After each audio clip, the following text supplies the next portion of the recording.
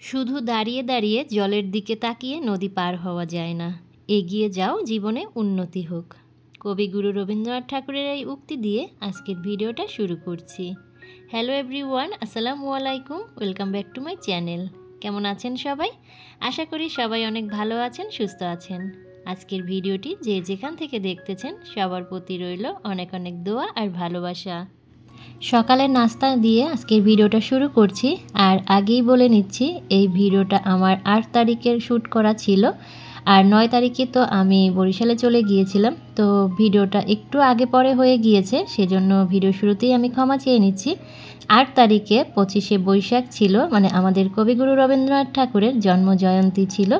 আর সেই কারণে আমার মেয়ের স্কুলে কিন্তু একটা অনুষ্ঠানের আয়োজন করা হয়েছিল। অনুষ্ঠানের আগের দিন রাতে, মানে 7 তারিখ রাতে স্কুল থেকে মেসেজ দিয়েছিল 8 তারিখ সকালবেলা যেন বাচ্চাদেরকে একটু রঙিন কাপড় পরিয়ে সাজিয়ে গুছিয়ে তারপর যেন স্কুলে নিয়ে যাওয়া হয়। যেহেতু আমার বাসাটা স্কুল থেকে অনেক দূরে, তাই আমাকে কিন্তু একটু সময় নিয়েই বের হতে হয়। আর যদি সাজুগুজুর ব্যাপার হয় তাহলে তো আরও অনেক সময়ের ব্যাপার। তো সেই কারণেই হাতে সময় নিয়েই আজকে ঘুম থেকে উঠেছি। আর সব কাজ শেষ করার পরে দেখলাম হাতে অনেকটা সময় রয়েছে।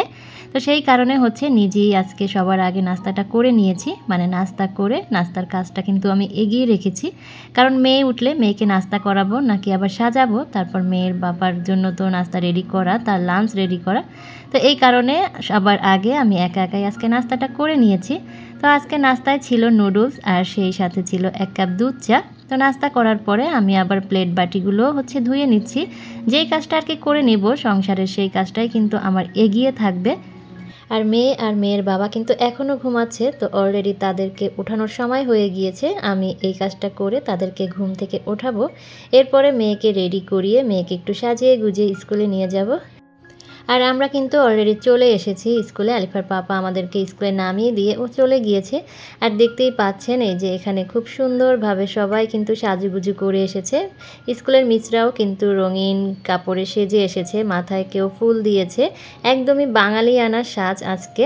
তা আর এই যে এখানে দেখতে পাচ্ছেন লাল ড্রেস পরা সোনামণিটা, এই সোনামণিটা কিন্তু আমার ব্লগ দেখতে ভীষণ পছন্দ করে। তার চেয়েও বেশি পছন্দ করে তাকে যদি আমি একটু ব্লগে দেখাই, সে অনেক বেশি খুশি হয়ে যায়। তো তার সামনে ক্যামেরা ধরাতে দেখতেই পেলেন সে কতটা খুশি হয়েছে। আসলে ছোট বাচ্চারা কিন্তু অল্পতেই অনেক বেশি খুশি হয়ে যায়। আর এখানে গার্ডিয়ানরাও কিন্তু আছে। আর এই যে আমার মেয়ে চুপচাপ একপাশে বসে আছে, সে তার সাজুগুজু নিয়ে ব্যস্ত আছে, যাতে তার সাজুগুজু কোনোভাবেই নষ্ট হয়ে না যায়। সে সাজুগুজু করলে একটু নড়াচড়া খুব কমই করে। আর এই যে এখানে প্রিন্সিপাল স্যার বাচ্চাদের সাথে অনেক আনন্দ করছে।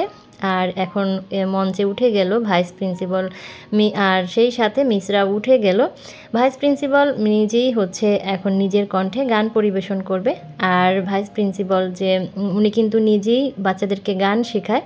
আর এখন প্রথমেই সোনার বাংলাটা গাবে, এরপরে একটা রবীন্দ্রসঙ্গীত করবে বাচ্চাদেরকে নিয়ে। অলরেডি কিন্তু সবাই মিলে এখন জাতীয় সঙ্গীত গাইছে।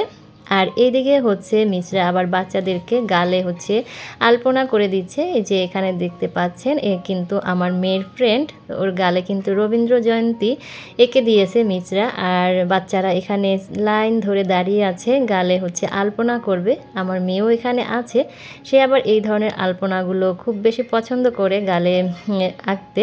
তো এই জন্য ওকে নিয়ে আমি দাঁড়িয়ে আছি।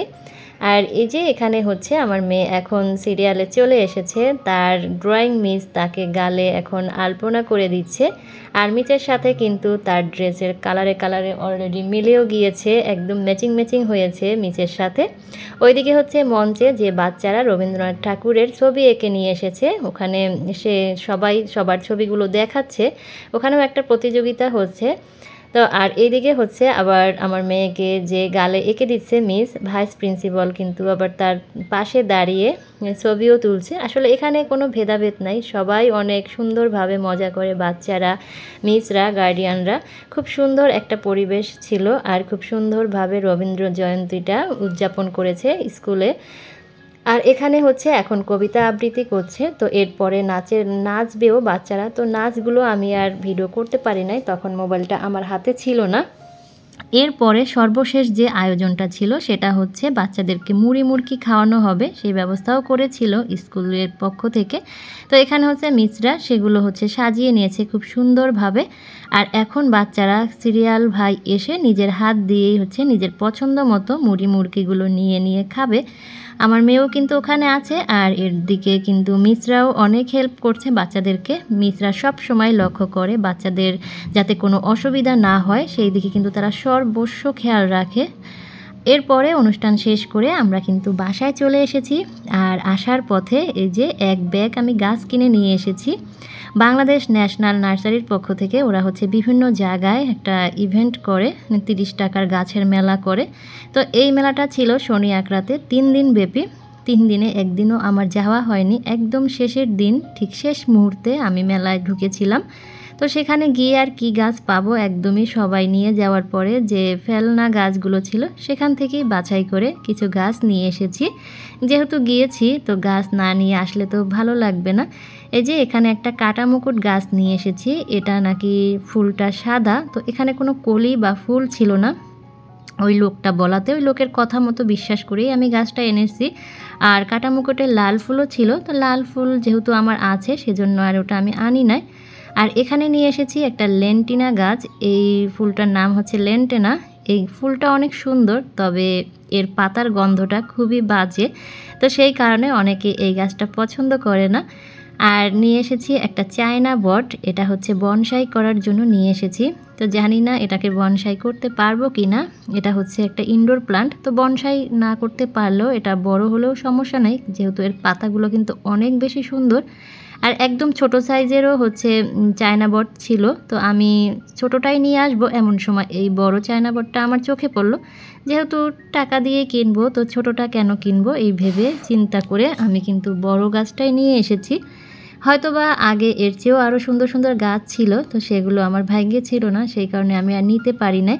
তো যা পেয়েছি আলহামদুলিল্লাহ। আর এখানে এনেছি একটা পানিকা ফুল গাছ, এই গাছটায় কিন্তু 12 মাসে ফুল ফুটে থাকে, ছোট ছোট ফুল। আর আমি সবসময় চেষ্টা করি 12 মাস যে ফুলগুলো ফুটে থাকে যেই গাছে, সেই গাছগুলোই কেনার জন্য। আমি কখনোই সিজনাল ফুল গাছ কিনি না, কারণ টাকা দিয়ে গাছ কিনবো সেটা কিছুদিন বাঁচবে তারপরে মরে যাবে, বিষয়টা আমার একদমই ভালো লাগে না। আর গাছটা যখন মরে যাবে বা মরে যায় তখন কিন্তু ভীষণ কষ্ট লাগে। গাছপ্রেমী যারা আছে তারাই কিন্তু বুঝবে একটা গাছ নষ্ট হয়ে গেলে বা একটা গাছ মরে গেলে কতটা কষ্ট হয়। আর সেই সাথে মেলা থেকে হচ্ছে এই টপটা এনেছি, হ্যাঙ্গিং টপ। এই টপটার প্রাইস নিয়েছিল 40 টাকা, আর এই প্রত্যেকটা গাছই ছিল 30 টাকা করে। তো 30 টাকার গাছের মেলা থেকে আমি হচ্ছে 4টা গাছ নিয়ে এসেছি। এরপরে হচ্ছে দুপুরের গোসল করে এখন খাওয়া দাওয়ায় চলে এসেছি।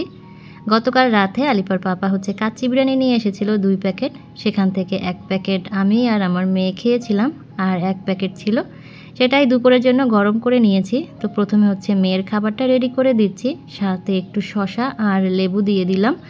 আর দিয়ে দিব হচ্ছে কোল্ড ড্রিঙ্কস ছাড়া তো এই ধরনের খাবার আমার মেয়ের চলেই না, তো এই জন্য ওকে আবার 1 গ্লাস কোল্ড ড্রিঙ্কসও দিয়ে দিলাম। তো ওর খাবারটা রেডি করে এরপরে হচ্ছে আমার খাবারটা আমি রেডি করব। ওর যেহেতু ক্ষুধা লেগেছে বেশি সেজন্য ওরটাই আগে দিয়ে দিলাম। তো এই ছিল আজকে আমাদের মা মেয়ের দুপুরের খাবার, কাচ্চি বিরিয়ানি আর কোল্ড ড্রিঙ্ক। তো আজ এই পর্যন্ত, আল্লাহ হাফেজ, আসসালামু আলাইকুম।